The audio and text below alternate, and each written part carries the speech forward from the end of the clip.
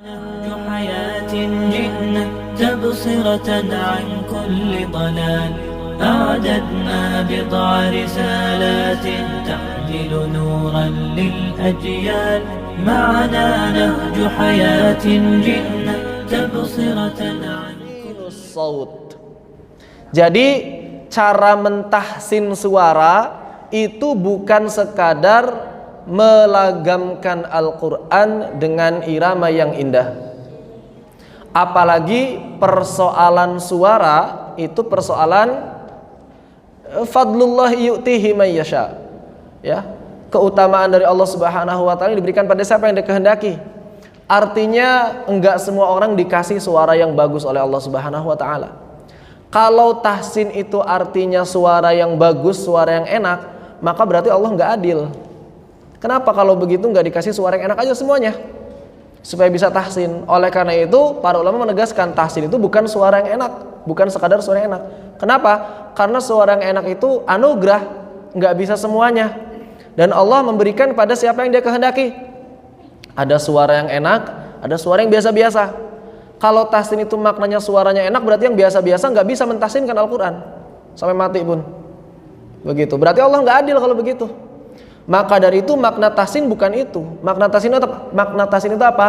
Ma husni sautin biluhunil arabi murattalan mujawwadan bil arabi. Dengan suara yang indah itu apa? Biluhunil arabi, dengan dialeknya orang-orang Arab.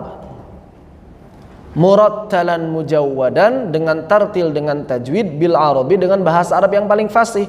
Di mana kita mempelajari bahasa Arab yang paling fasih? Di makharijul huruf dan sifatul huruf. Makanya Imam Al-Jari mengatakan id wajibun alaihimu muhattamu qabla syuru'i awalan ay ya'lamu makharijal hurufi was sifati liyalfidhu bi afsahil lughati.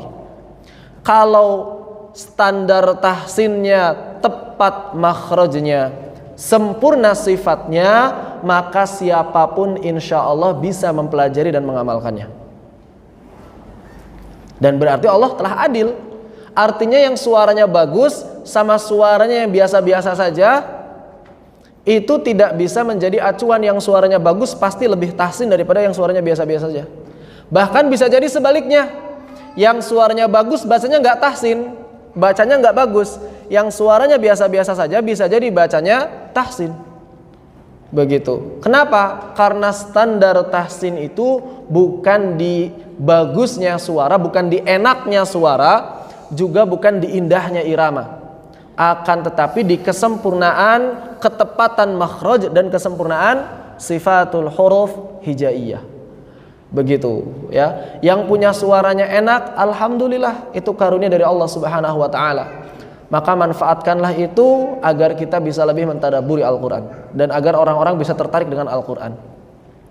Akan tetapi yang suaranya biasa-biasa jangan berkecil hati, karena Allah telah adil menentukan semua apa yang dibebankannya kepada kita.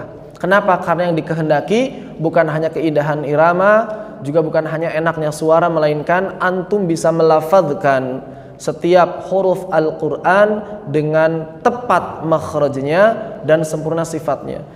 Artinya siapapun yang belajar insya Allah bisa melakukannya, dan siapapun yang tidak belajar ya pasti sulit untuk melakukannya, walaupun dia dilahirkan dengan keadaan suara yang enak. Begitu.